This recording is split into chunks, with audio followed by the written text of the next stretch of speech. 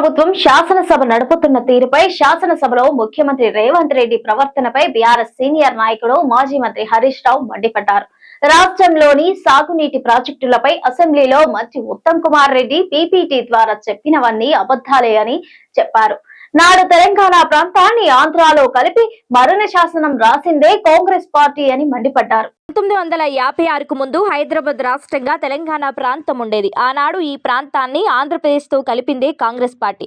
తెలంగాణను సొంత రాష్ట్రంగా ఉంచాలని ఫజల్ అలీ కమిషన్ స్పష్టంగా చెప్పినా తెలంగాణను ఏపీలో కలిపి మరణ శాసనం రాసిన పార్టీ కాంగ్రెస్ పార్టీ. తెలంగాణ తొలిదశ ఉద్యమ సమయంలో 1969లో సిటీ కాలేజ్లో 369 మంది విద్యార్థులను కాల్చి చంపిన పార్టీ కాంగ్రెస్ పార్టీ.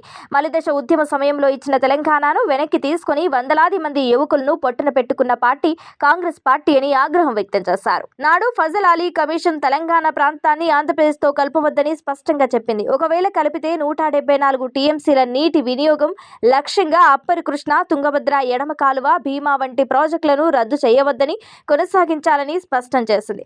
అయినా నాడు ఆ ప్రాజెక్టులను రద్దు చేసి పాలమూరు జిల్లాను వలసల జిల్లాగా మార్చింది ఈ కాంగ్రెస్ పార్టీ. పాలమూరు వలసలను కారణమే కాంగ్రెస్ పార్టీ. హైదరాబాద్ సొంత రాష్ట్రంగా ఉంటే ఆ ప్రాజెక్టుల పూర్తయ్యేవి, నల్గొండ ఫ్లోరైడ్ బాధలు, పాలమూరు వలసల బాధలు తప్పేవి అని అన్నారు.